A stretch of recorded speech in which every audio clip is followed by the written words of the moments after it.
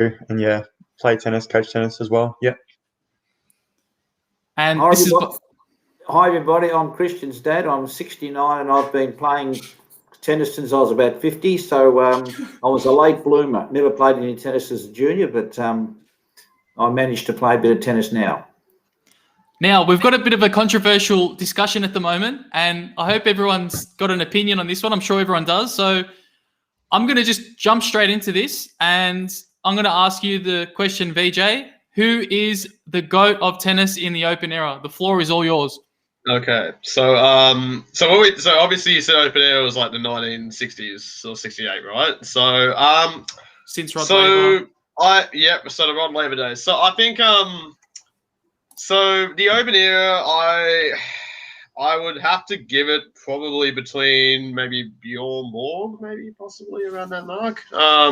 Especially in the Open era. I mean, he was dominating in a few Grand Slams and majors.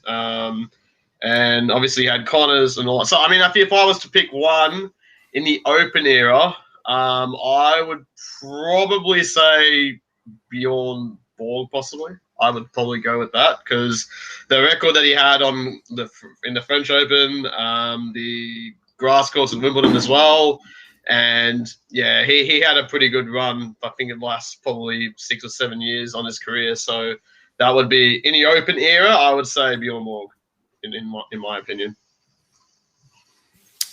Dad, do you have any thoughts on that?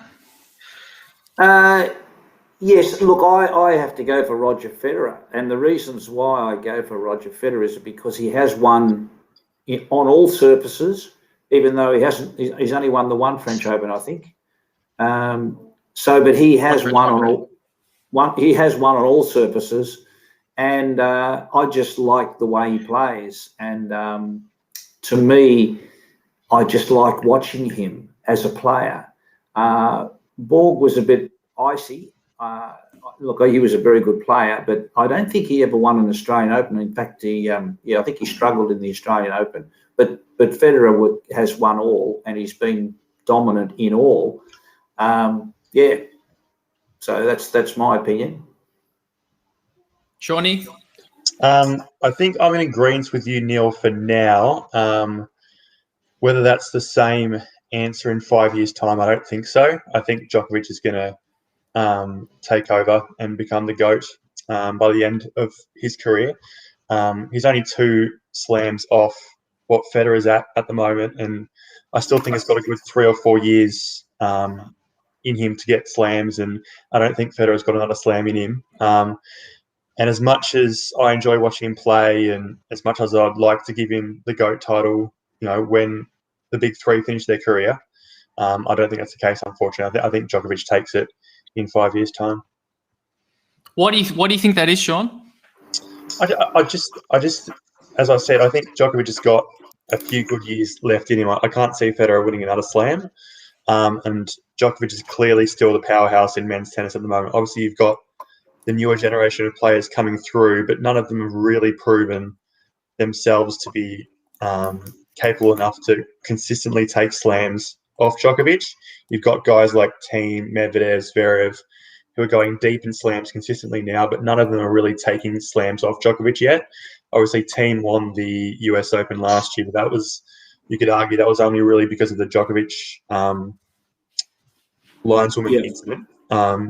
The incident basically with paved the way for him to win that slam. So, yeah, I think Djokovic is still going to be dominant for another 2 or 3 years at least, and win a few more slams. And again, I'm not a huge fan of Djokovic personally, but it's not a question. Do you like the player? This is the question: who's the best of all time? And I think Djokovic will become that.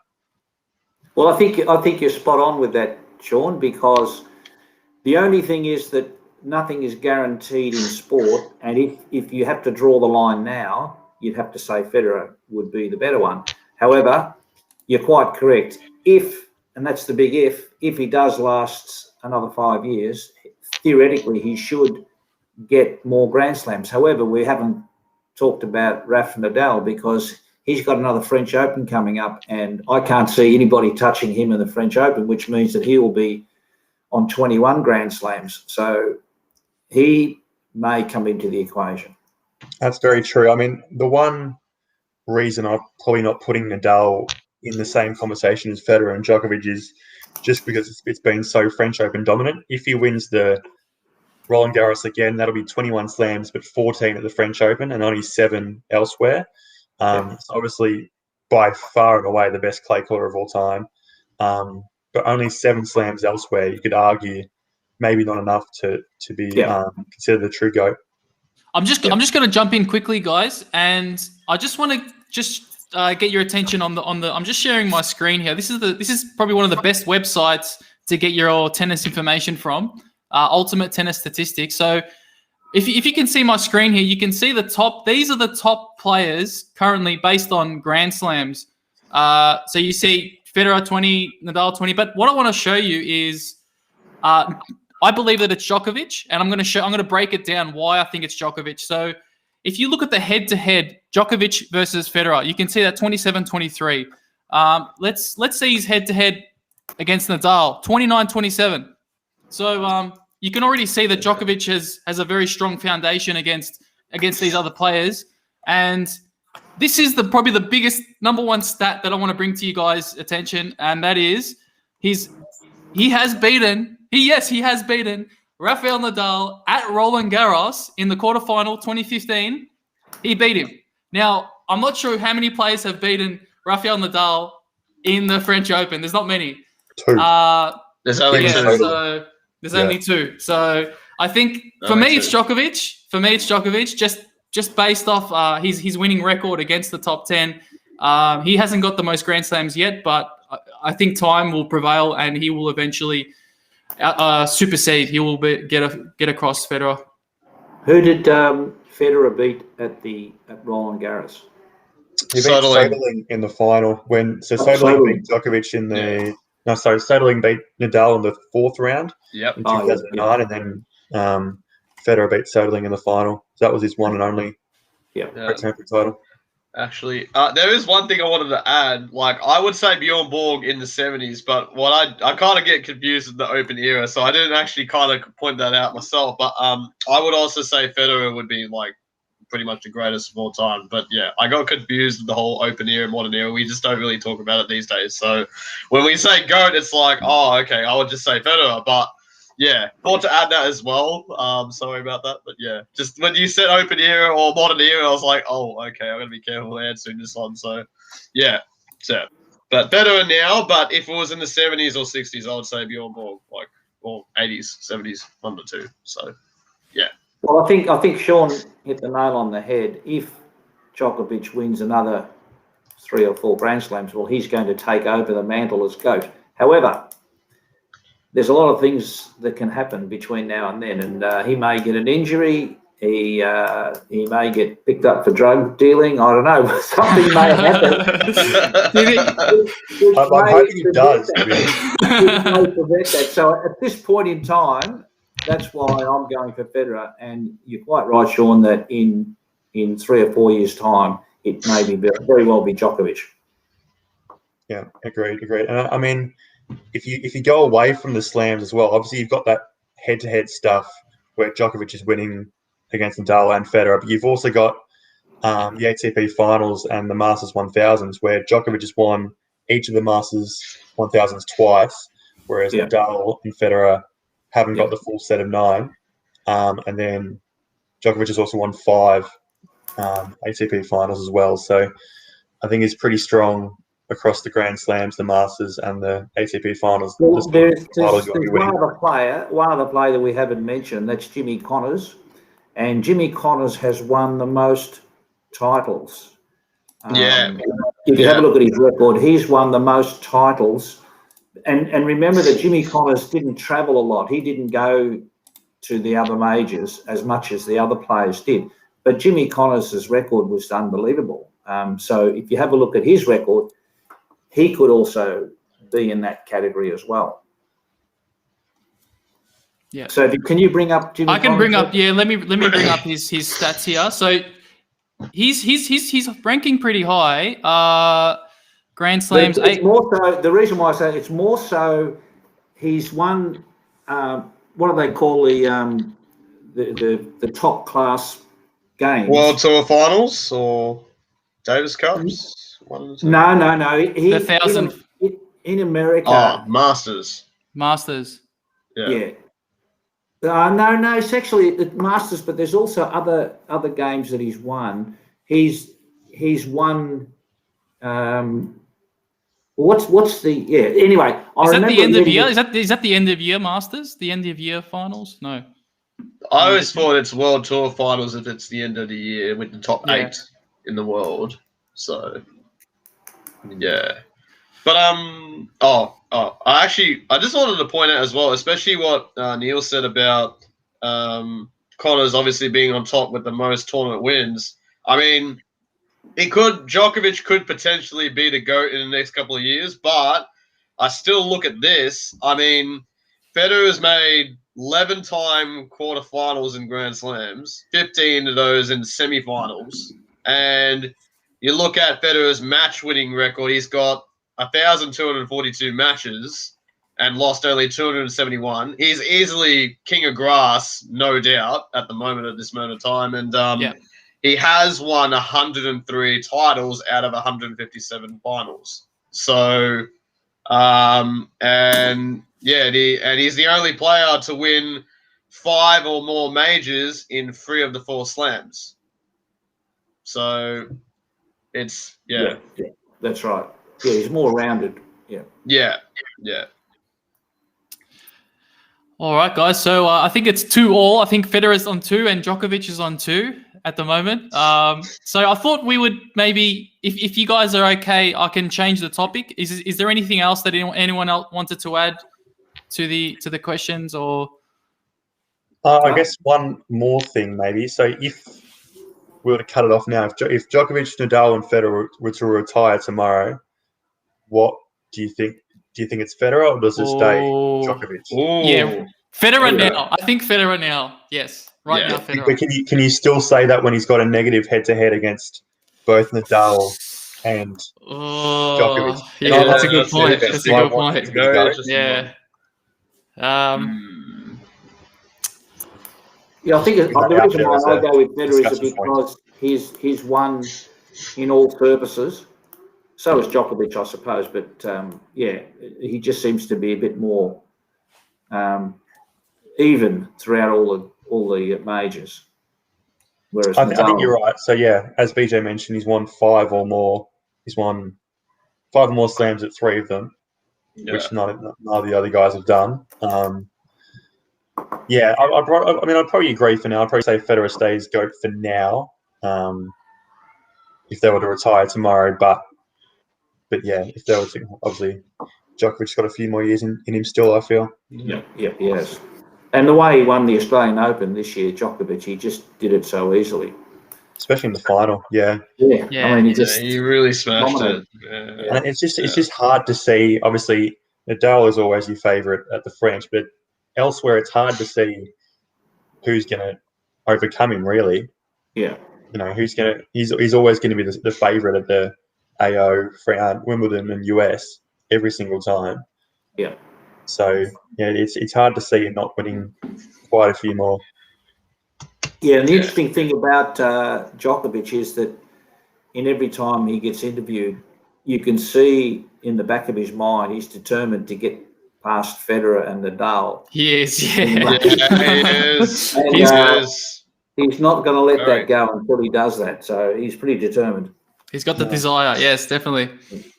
Yeah, and it'll be interesting to see whether that sort of impacts him when he gets closer to them, because we're seeing at the moment Serena's won off Margaret Court's Grand Slam haul, and she's been there for 3 or 4 years, I think. Yeah, but she's been in several Slam finals and just can't get up over the line.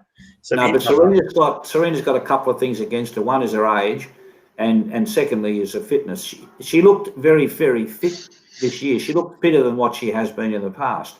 However, when she's coming up against these young European players, they're matching her power now. And I believe that she can't sustain it because of her age. So I think that the opportunity is past her, and I don't think she'll get another opportunity. So you don't think she'll win another Slam at all? No. Okay, that's interesting. I think the rise of Osaka is pretty problematic for her. I think Osaka's got a measure at the moment, so Yeah. Yes, and I think that the reason why is that these younger players are matching her power. Yeah, you know, service speed. Osaka was up with her, and if not better than her in the Australian Open, which was quite amazing because no one ever got near Serena with as far as service power. But they're now, and there's the other one. There's another Belarusian girl who she's only 22, and she's a big girl. And Sabalenka? Sabalenka, yeah. She's going to win a few. I think she's going to win a few, and I think she can outpower Serena Williams as well. Yeah. Any thoughts on Barty? I think a lot of it's mental as well. I think she still found herself in quite a few of those slam finals.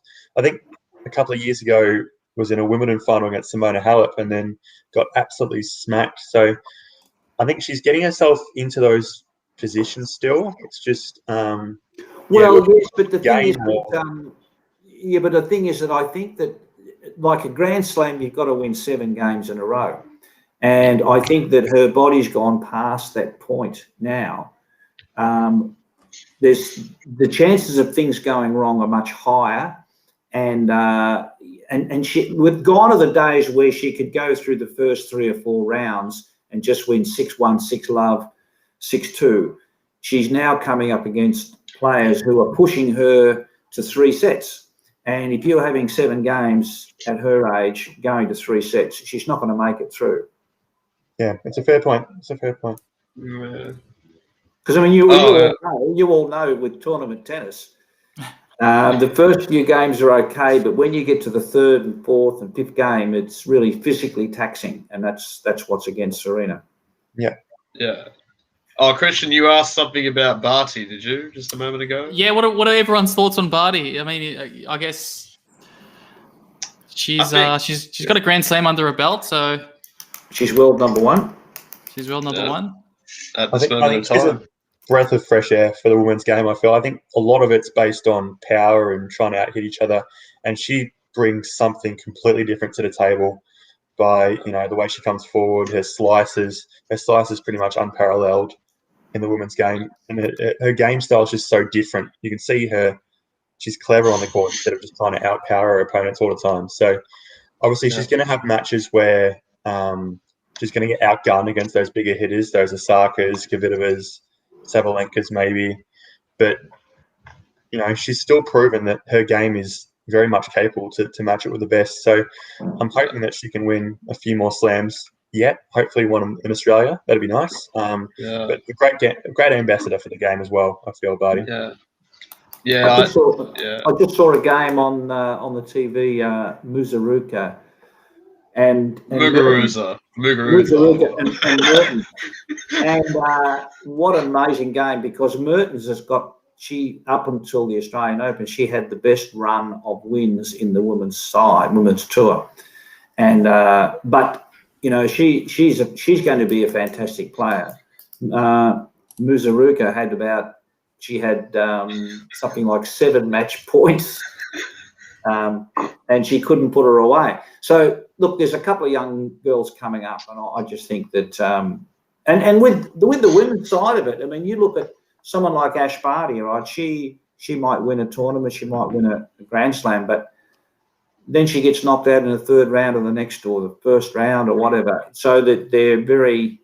They're just when you have a look at the men's, you look at the 3 of them, Federer, Nadal, and Djokovic, and they're always up and about. They're always up there. Whereas the women's, they go up and down all over the place. I feel like we're going to have to get used to that though on the men's side once we finally see the retirements of Federer, Nadal, Djokovic. And I think it'd be good for the game, to be honest with you, to see different guys deep in the draws each time. I really like the US Open where by the time we got to the quarterfinals, there were no guys who would want to slam. So it was quite compelling to actually see, who's going to step up and take the chance, win their first slam. And I think it'll be something we have to get used to in terms of there won't be the same guys winning the slams all the time. It'll be more erratic, a bit more random, like the women's game is at the moment. Yeah. I actually want to point out, especially I agree with what Sean said, that Barty's game is very much got a lot of variety. But I would actually, not only Osaka Barty is in the mix, but if any of you guys have seen Iga Swiatek, she's also another breath of fresh air in terms of women's tennis, and she's a very good role How do you spell her model. name? Sorry, but how do you spell her name, VJ? Okay, so it's IGA, and then the last name is yeah. So, and I think she's a rising up and coming star. I think that's how you say it.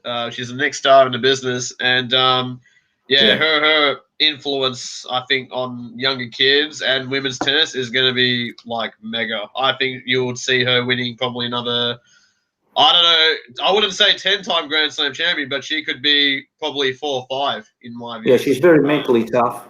Is she from Poland, isn't she? Yeah, Poland, that's correct. Yes. Yeah, she's very good. Yeah, very good. But Barty, I would definitely love to see her at least 4 or 5-time Grand Slam champion. It would, like Shorty would say, it would be nice to see her winning the Australian Open. I think for all of us Aussies out there, I think everybody would want to see that. But so but definitely would look out for Swiatek and Osaka, I think, as well. I think it's going to be an interesting contest. I think those two could probably dominate women's tennis, I reckon. It's coming up there, so we'll see. Only time will tell. I thought I'd just interject, guys. I thought I'd just ask you the guys the question, maybe a bit more on a personal note. And how long have you been playing the game of tennis for? I think we mentioned at the start, but maybe we can go into it again. So anyone willing to jump in or? All right, I'll jump in. So I've been playing for it'll be 14 years this year. So played obviously a lot of AMT tournaments, played Saturday comps, did Big Pennant as well. So yeah, that's how long I've been playing for. So I'm 22 now. So I think picked my first racket up when I was about 6. I think started at junior comp level when I was 9, tournaments at 12. 22 now. So about, however long that is, 12, 13 years. Yeah. All right. Well, I'm 69, and the only reason why I played tennis was because I was team manager for Kristian's team when he was a young tacker, about 13 or 14. And myself and another father were so frustrated watching them because they didn't seem to have the know-how on how to finish off a game or have the killer instinct, and they were just having a good time, and we were frustrated watching it. So we decided that we would form a team. So we did. We ended up playing night competition, men's night tennis, when I was about 50, and that was about 19 years ago. So and I've played pennant. I played in a few teams with Kristian, and I play Tuesdays and Saturdays at the moment. So and I've also played night tennis at Epping indoor competition, and I've played, and I've also won championships, over 45 championships up at Kilmore. I was the champion player there because there was only 3 of us in the section, and I won my first game on the Saturday. So on the Sunday I had to come along to play in the final, and I got a phone call on Sunday morning to say that the other guy couldn't make it, so I was the champion, and I didn't even play. So I've got a championship under my belt. There you go. And I was runner-up down at the Rosebud Open for over 45s. Once again, there was only 2 people in it. And I think, Dad, you're just running in the contention now for. I've just changed my opinion. You are the greatest of all time, Dad. I've just put you up there. So that's right. Now, are they in the records? We'll have to pull up your stat. Well, we've got the website. We got all the websites, so we can pull up all the stats now. So that's right. And I've been playing since I was about 11 years old. I'm 30 years old now, and I played juniors, when I was about 13, 14, and played my first tournament at about 18. And just enjoying the game. I don't think I'm going to drop the racket just yet. I still want to keep playing, and we got the pennant season coming up, so it should be a good bit of fun. So and a few tournaments coming up soon, so it should be fun. Should be a good time. So that's it. That's it. Did anyone like to add anything more, or we're happy to go to the next question? Go for it. Next question. Go for it. All right, here we go. What's the funniest thing that's happened to you whilst playing tennis? Funniest thing. I can tell you one. So I was I played juniors Western Region comp. This was it was a lower section, but anyway, I was serving really well. I had a big serve back then, and I was playing against a girl. I was number 3 player. And she asked me she's like, "Oh, can you serve slow, please?" I'm like, "Yeah, all right, okay, cool, no worries." And I served slow, and I still beat her 6 love. So that was the most funniest thing that's happened to me. And maybe one more occasion where I versed a guy in big pennant, and he did an underarm serve, and I was like, "Oh, is that legal? I didn't know that." All right, so. Yeah, those are the 2 funniest moments that I've had in tennis so far. So, Underarm serves. Big no from me. Oh, okay. That can be a debate topic. Underarm serves. Underarm serves. I'm happy to deflect the topic. I think Go for it. Let's underarm serves. Let's discuss. All right.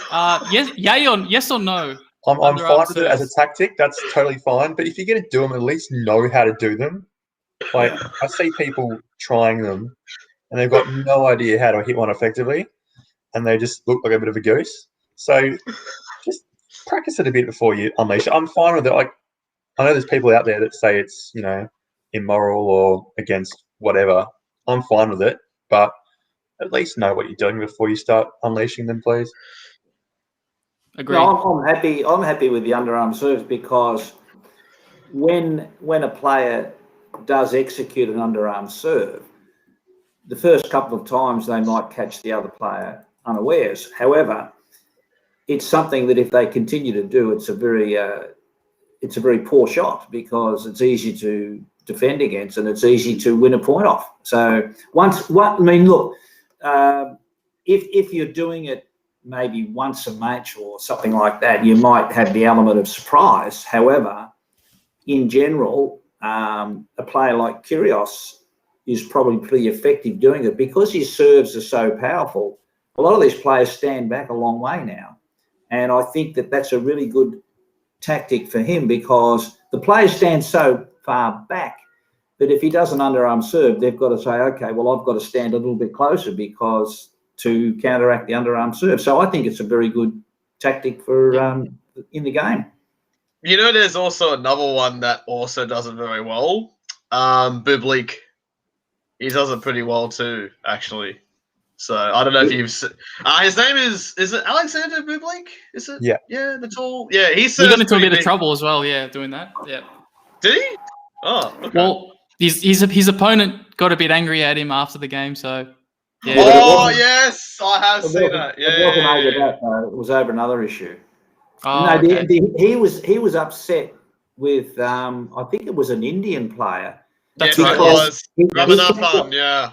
He kept on applauding the fact that when he hit a double fault, he would cheer. I mean, that's which I think is a bit unsportsmanlike, and he told him that too. So, and I think he said that all the players on the tour don't like him, because every time they miss a shot or they hit the ball into the net, he cheers. He says, he cheers them up. So, which is not ethically, it's not right. I mean, you don't do that. So. All right. Well, I've got the next question lined up. Hopefully this is a juicy one. So what does the future of tennis look like? Who is going to be the next superstar within the next 5 to 10 years? Neil Lofts. Yeah, absolutely. Yes. in the seniors tour. Look out, I'm coming. ITS seniors better watch out. In terms of so are you talking about as in like after when the big three has retired, or is it more like just in general? Like what is it? What sort of? Because I wanted since well, maybe the next three are gonna. Yeah, since the next three are going to retire, we'll make it. Okay, all right. So I think the players that I would probably, or any of the guys would watch out for, as I wrote it down on my phone here, I would probably look at definitely Medvedev, Thiem, Tsitsipas, and Zverev. I reckon they would provide. I don't know how dominant it's going to be, but I think those will probably be the next big four. And then if I wanted to add another one, maybe Shapovalov and Felix Auger-Aliassime. I think they're also probably upcoming as well too. And also, maybe some of the younger generation. I think it's going to be, I think it could be a breath of fresh air in terms of men's tennis, I think as well. But it also would feel a little bit weird that, if Djokovic, Nadal, and Federer did retire, it'll be like, it's like, without those three, tennis wouldn't be the same. So, but hopefully those four guys and some of the other younger generations that comes in, I think maybe tennis might be more exciting to watch. So yeah. What about that young Italian player? Berrettini. Can you mention him? Yeah. Yeah. No, he's got the game. He's got the mental toughness as well. So. Yeah, Berrettini. Yeah, big serve though. Great slice on the back end. Sinner. I think he was talking about Sinner. Yeah, we're talking about Yannick Sinner. Yes. Okay. Yeah. And there's a few other Italians ones coming through as well. So. Yeah. Yeah, I think you guys have mentioned the main ones, but as I mentioned, it's going to be a little more open than what we're used to seeing. So it'd be good to see. I mean, it's hard to say right now who's going to be the next superstar. I think people are going to expect the next brigade to come in and do what Djokovic, Federer, and Nadal are doing, and that's a bit unrealistic. I think you can't just expect, the next generation to follow on from arguably the three best players of all time. So I think in terms of a superstar, it might not be one superstar, but a group of 4, 5, 6 guys who are sharing the load in terms of slams. Well, if you take Medvedev as an example, I think that one of the things that is against him is that he does tend to crack up every now and then, and he's a bit fragile mentally. And I think that if you have a look at the whole, the RAF, and you look at Federer and you look at Djokovic, is that they're so strong mentally. And you often wonder, how did that happen? And I believe that it's because, for example, I think Rafa and Djokovic played a lot of junior tennis against each other. And I think that they grew up with the same ambitions, and they're so mentally tough when it comes to the big points, when it comes to the big games. Medvedev just seems to every now and then go off the boil, and he doesn't have that mental toughness and that's why, and even Thiem's the same, like Thiem, he played that game against Kyrgios in the Australian Open, and then the next game he was very flat and he got beaten. So, the difference between all the ones that we mentioned and the top three is their mental toughness, and the three big ones just keep on going on, and when it gets to the crunch time in an Open, they all seem to fire up, and like a lot of these younger players can put in a good performance at one Open, but they can't seem to sustain it, unfortunately. And that's why what you said before, Sean, is that they'll be around and they'll be here pushing, but they won't get the numbers that the big three have got. Yeah, no. Agreed. Is there any support for the? Sorry, Kristian, you go. Sorry, so I was going to say, any support for the Australian players, Alex de Minaur, Kyrgios, Kokkinakis? No mention of those guys, or? Oh, I mean, I'd love to. I mean, I don't think de Minaur's quite got the game. He's definitely got the heart for it. Whether he's got the muscles to take down those guys is a different question altogether. I think he'll be a solid top 20 player for the duration of his career, but I can't see him winning slams or going deep in tournaments, unfortunately. Kyrgios is the opposite example. Obviously, he's got the game to beat anyone, but whether he's mentally there, look, the answer is probably no, unfortunately. And Kokkinakis, again, probably has the potential to be a good top 20, top 25 player, but it's just a matter of staying on the park for him, which has been very, very difficult for him so far. He's definitely got the talent for it, but his body just doesn't seem to want to cooperate, unfortunately. Yeah, that's right. Yep. I'm just thinking as well, out of de Minaur, Kyrgios and Kokkinakis, let's say pick those three.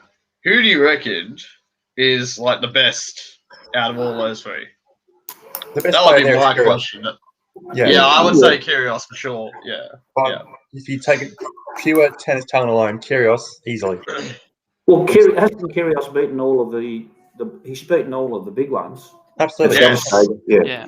And which means Murray too, and Murray as well. He's beaten, and he's got the ability to beat and upset those guys. I mean, I remember one game he absolutely bamboozled Nadal, just smashed him off the court, and Nadal didn't know what to do, and so he's got the ability and the game to do that, but whether he can sustain it's another thing. And look, the other thing too is that when a player like Kyrgios comes up and through the ranks, there's so many eyes on him that they all work out ways to beat him, and therefore he's got to lift his game. And I'm not sure whether he's got the mental ability to be able to go to the next level. That's the problem with Kyrgios. Whereas if he had the mental attitude of de Minaur, he would probably get there. Yeah, for sure. I agree with that. Yep. Yeah, it's a bit crazy. Yeah, Kyrgios, he's definitely got the game to beat. I think he's got a winning record over the other guys. So, but de Minaur, he's still pushing. I mean, he's still traveling along. So, but that's it. You've hit the nail on the head. He's still traveling along. Still traveling along. Yeah, and that's the thing. He every now and then he might beat someone who's of a relatively good player, but he just can't sustain it. Can't keep going. And that's the big fear you've got with him. His game's very taxing. If he gets into rallies over 15 points or something like that, he can win a lot of those, but you can't keep going through tournaments like that. You've got to have killer shots. That's why Kyrgios has got the best opportunity, because when he serves going, no one can get near him. And he could go through a tournament and a major and win 7 games and not have a lot of physical pain because he's not playing a lot of rallies. I mean, some of his service games are so quick. So you just wonder what kind of effect that's going to have on de Minaur's body, just the way he plays. You look at Nadal and his physical game style, and his body, he's obviously had his fair share of injury troubles. You just hope that the same thing doesn't happen to de Minaur, but I fear it might. Well, the thing with Rafa is that, I mean, his schedule's changed enormously over the years. He only plays the majors and he picks out 1 or 2 other tournaments. That's it, because he can afford to, and that's why he gets his body right. When he comes to Australia, he used to play lead-up tournaments, and now it's very rare that he plays a lead-up tournament because he just plays in the Open, and that's it. So that's to preserve his body. So. Yeah, absolutely. Yeah. Absolutely. And you look at Federer also doing the same thing. I mean, he was doing hard. Yeah. He was doing, I think, Australian Open, then skip the clay court season, then go to grass, and then hard court again after that. So But yeah. Well, it's smart though, isn't it? I mean, like, he looks at it and goes, I'm very little chance to beat someone like Nadal on clay, or even a guy like Thiem on clay. So, let's not bother with it. Let's give myself the best possible chance at a slam that I feel I'm better placed at to win, which is Wimbledon. It makes sense. Yeah. All right. Well, we'll slide on to the next question. And favorite tennis gear? Oh. Now I'm devastated that Federer moved to Uniqlo. I love the old Federer Nike stuff. Have plenty of that gear at home, but now that is at Uniqlo, not so much. So the old vintage Federer Nike stuff is for me, definitely. Yeah, I do love Nike, but I do think Adidas has been making some really cool pizzazz designs. So I kind of like Adidas a little bit more than Nike, but yeah, definitely Adidas for sure, I reckon. And I mean, you guys see me wear Adidas anyway when I'm on the matches, so yeah. Well, it doesn't really make any difference to me because I'm not impressing young girls when I go out on the court. So, I do. My favourite piece of gear is my Prince racket. I've actually got two of them, and they're an interesting racket because the strings go all the way down to it goes down through the yoke. And I don't know whether you've ever seen the Prince rackets that I've got. The strings, instead of stopping at they're not a circular string. It goes all the way down through the yoke. So it means that the centre strings in the perpendicular are much longer than normal, which gives you a bigger sweet spot. Okay. So, And yeah, I also add rackets, Yonex. I used to hate Yonex, but when I tried it 2 years ago, I was blown away. So I would add that too. Yeah. Up the Yonex. Yeah, well, a lot of the top professionals use Yonex now, don't they?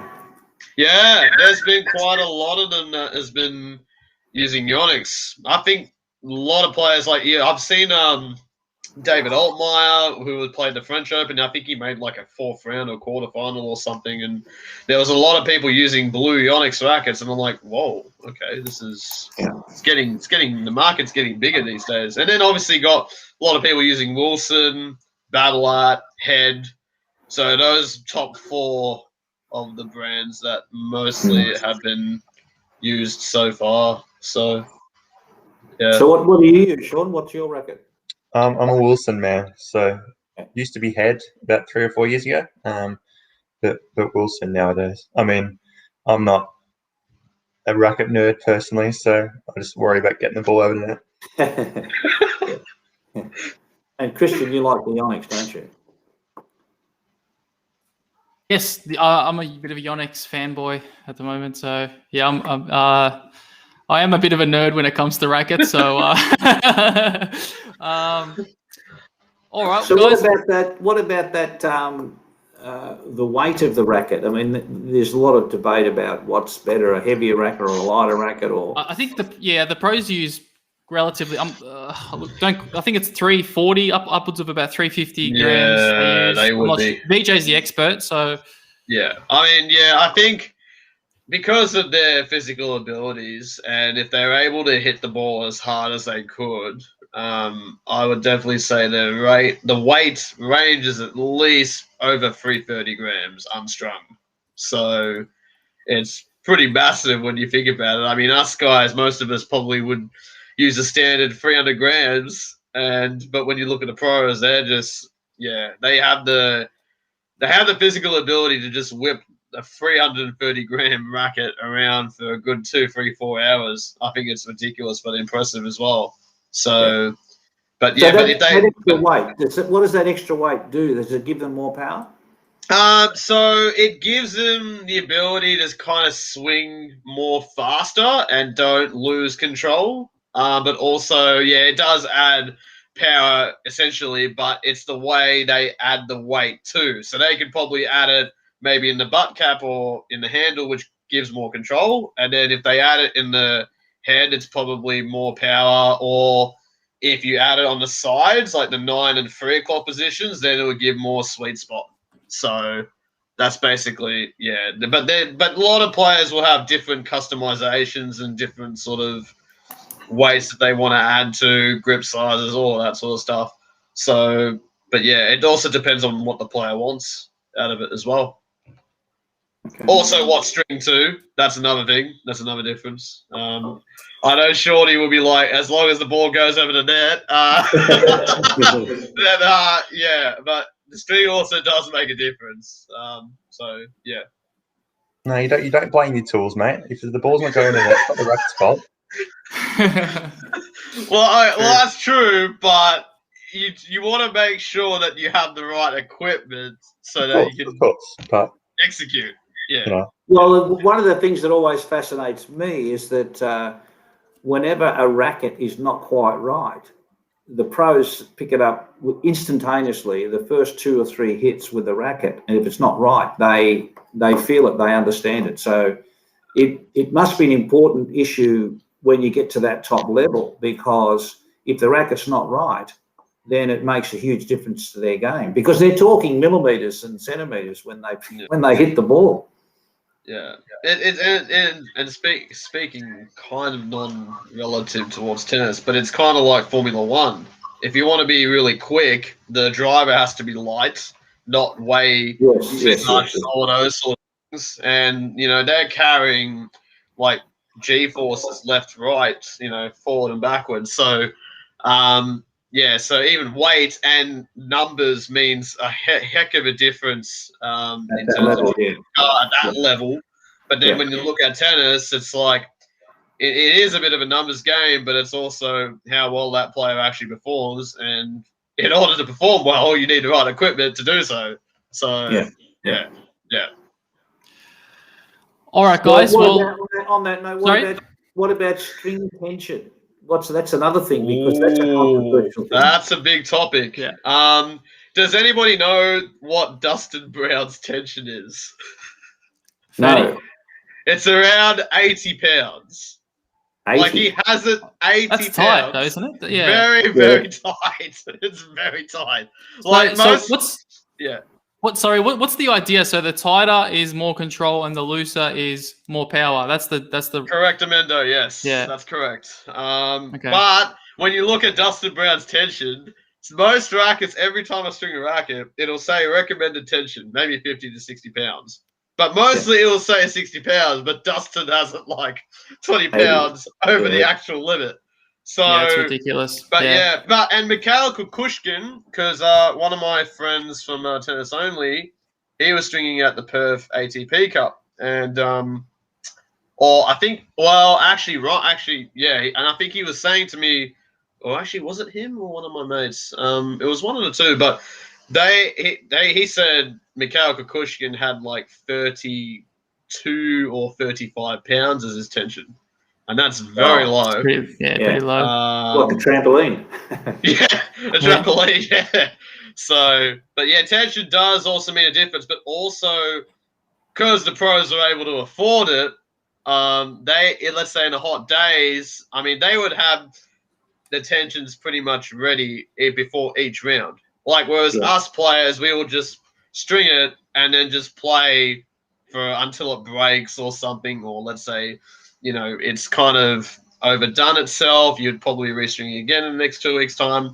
But the pros, they'll have the racket string right before their matches and all of that. So, and depending on altitude and all of this kind of fancy schmancy stuff, they would have their tensions the way they wanted to. Although I know Nadal, he has the exact same tension every single round that he plays. But if it was like colder, it'll be maybe looser. But if it was hotter, it'll be the exact same. So, yeah. I thought. Thanks for sharing that, VJ. I thought we could switch it up now, and just to finish the podcast off, we're going to go into a bit of trivia. So I know. I hope we all got our trivia hats on at the moment. And, oh dear! All right. Put it on now. And I think we can just do a group trivia. Whoever yells out the first correct answer wins the point. So I'm just going to jump straight into it. What is Roger Federer's home country? Switzerland. Switzerland. All right, I'll mark a 3 for everyone there. At which hills was US Open tennis played before it moved to Flushing Meadow? Ooh, it's a bit of a jump in the difficulty there. That's Wow. Forest Hills, no. You are correct. It is Forest Hills. Oh wow, there you go.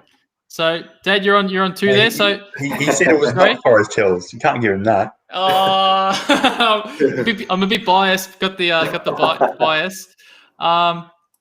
I'll give you a half point, Dad. I'll give you a half point. What? I said it was Forest Hills. You didn't sound convincing. You didn't sound convincing in your because answer. I was thinking about Forest Hills in Melbourne, and I couldn't Melbourne? have been. Well, the answer is. There's a Forest Hills in Melbourne. We'll give you a half point there. Okay. So, all right, we'll jump into the next question. Who has won the most women's Wimbledon singles titles? Martina Navratilova. Yes, VJ, you're correct. Yeah. So, how many French Open singles titles has Rafael Nadal won? 13. 14.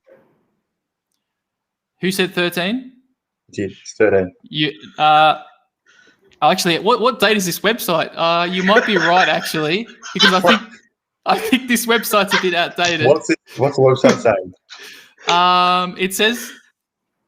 It says 12, but Yeah, I'm not it's sure. I think I thought it was is it 13? I think you might be right. 13. Yeah.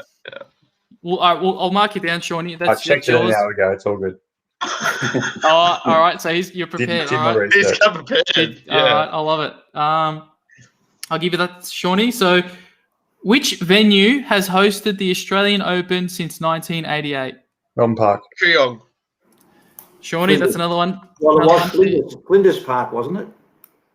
It was known to be Flinders Park at the time. Okay. Well, the answers come here as Melbourne Park. That's the official answer. Just take it. But it's the same though. It should be. I'm just going by what the answer says, so I'm giving that to Shawnee. So He said Kooyong, didn't he? That was BJ. Where did I Kooyong said come from? Kooyong, but yeah, I So what? realised. This year's Australian Open was played at Kooyong No, he said 1988. since 1988. Oh, okay. I went. Yeah, Well, he didn't get the points, Kristian. Yeah. sorry. So I think Sean might be in the. I think Sean might be just have his nose in front at the definitely in the moment. Sean is definitely in the lead. He's All right, we'll jump into the next one. So, what American sister and brother won the mixed doubles championship at Wimbledon in 1980? Oh, mate. Yeah, I've got that back of my head. Yep, had that ready to go. Yeah. Difficulty spike or what? No idea. The women and men's. Brother and sister, eh? Pass. Yeah, pass on that one. Yep. Forgotten. Tracy and John Austin. Oh, yeah. Oh! Okay. No, that was a sarcastic. I had no idea. Is that a real sigh or is that? I think I've heard of that. I think I've heard of them. I've never heard of them ever. No. Yeah. I was never getting that. Novak Djokovic turned professional in which year? 2002. No. No, you're out, Sean. Damn it. 1999. No, you're out. No, I'd say 2004 or 5. One of the two. 2003. Damn it! So I'll give you that. I'll give you that, VJ. I'll give you half a point, VJ. Hang on a second. Hang on a second. You've called 2 years. He makes the rules, all right? He makes the rules. He You makes the said rules. Yeah. 2004-5, and you give them half a point for that. What is this? That's right. And I've said 02. That's I only got like, half a point for Forest Hills. Oh, actually, Shawnee did say 2002, so maybe. that's no points to anyone. No one got it right. Okay, no one got it right. No All right, one got it right. we'll move on for that. All right. How many Grand Slams has Venus Williams won? Ooh. 7. You're correct, VJ. That it is. Nice, The answer is VJ. 7. Good. It's good from you.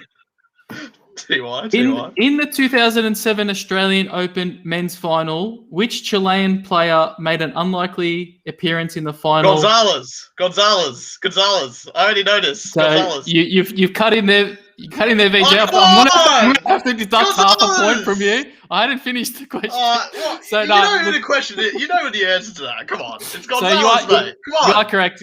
Gonzalez is the correct answer. So Do you remember? Do you remember watching him play? I remember something very distinctive about his game. His second serve had the most vicious kick I've ever seen. Do you remember watching him play? On the hardcore, yeah. His second serve, I couldn't believe how high it kicked. It was just phenomenal. Yeah. And I don't know how much. I don't know how much spin he got on it, but it was just phenomenal. Like he was bouncing the ball twice as high as everybody else. Yeah. That's why I think that's why he got so far in the tournament, because no one can handle his second serve. But also his forehand too was very good as well. Yeah. But forehand was killing it, mate. He was killing it. Well, no, but but people got used to his forehand, but they couldn't handle his kicking serve. Was just amazing. It was just wow. Okay, interesting one. All right. Who are the most successful doubles pairs of all time? Mark Woodford and Todd Woodbridge. All right, VJ, you've just been disqualified from the competition. Sorry. Okay, I'll give points to everyone in that. Serena Williams won her maiden Grand Slam title at the US Open in which year? 2006.